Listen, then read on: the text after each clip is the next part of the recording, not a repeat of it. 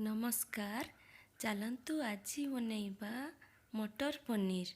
यह पाई दरकार पनीर मु को घरे बनैछि।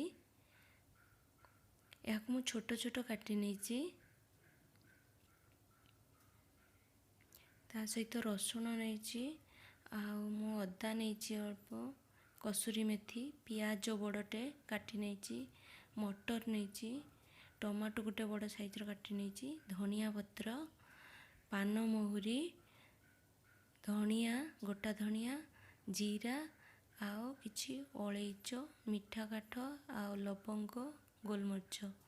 ता सहित नैछि काश्मीरी लंका गुंड। एठी मु तेल नैछि 4-5 चमच। से आमे 2 स्पून तेल देई एबे पनीर को भाजी नबा। पनीर रे मु अल्प टिकिए लूण आउ हळदी देकी गुळै रखिथिली। एबे पनीर को भल भाबे भाजी नबा। 1 मिनिट भितरे पनीर हमर हेइ जिवो। यहा को आउ अधिक भाजीबानी ताले टाण हेइ जिवो पनीर। एबे पनीर हेइ गलानी। यहा को हमें प्लेट को काढी रखिबा।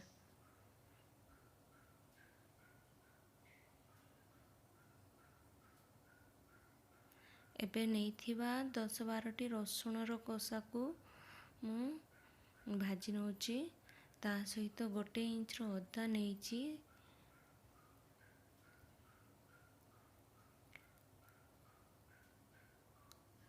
आउ जीरा, पान महुरी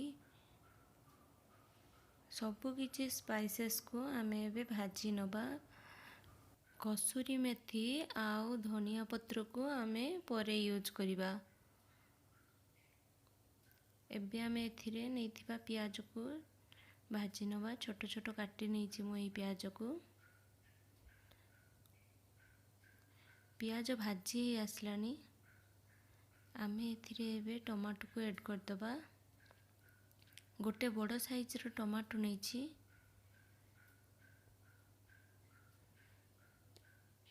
एबे मु 8-10 टी काजू नैछि। यह ऑप्शनल, आपण चाहिले या को स्किप भी करि परिबे। यह को हमें भलो भाबे भाजी नबा। एबे टमाटो को भलो भाबे मिसिबा पई छाड़ दबा, जेमिति भलो भाबे सिझी जाए टमाटो और पियाज। भलो भाबे मसाला एबे हमर सिझी आसलानी। आमे एबे प्लेट को काढी आको ठंडा पई रखि दबा।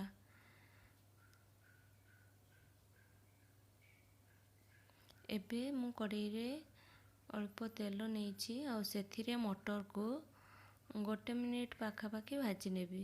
1 मिनिट रु भी कम हाई फ्लेम रे भाजी नेबी। अधिक भाजिले मटर टाण हो जाए। एबे हमें मटर को काढ़ी रखिबा। एबे मसाला ठंडा हो गलानी। याको हमें ग्राइंड करनबा। एबे मु ग्राइंड कर नैछि याको।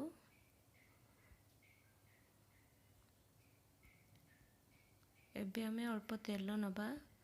सेथिरे मु जीरा दउची, गोटा जीरा, लंका गुंड,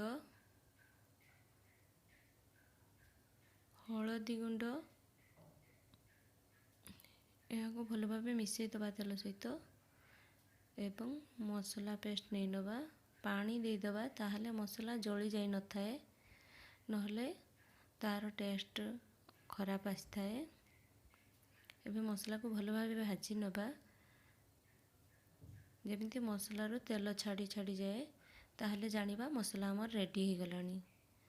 एबे एथिरे मु नैछि 2 चम्मच क्रीम नैछि। आपण चाहिले एठी मलाई भी यूज करि परिबे। एबे हेइ गलानी हमर मसला। एथिरे मु पानी ऐड कर दोची।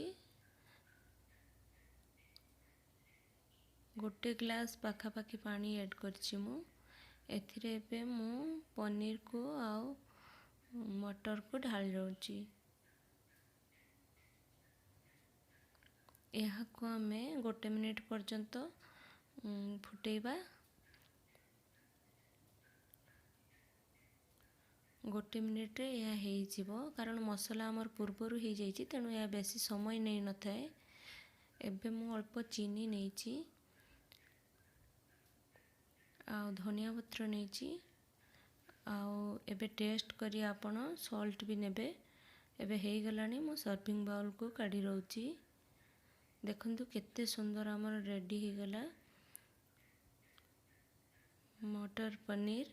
ଏହା ରେଷ୍ଟୁରାଣ୍ଟରୁ ବି ଅଧିକ ସୁଆଦିଆ ହେଇଥାଏ। ଆପଣ ନିଶ୍ଚିତ ଏହାକୁ ଘରେ ବନେଇ ଦେଖିବେ।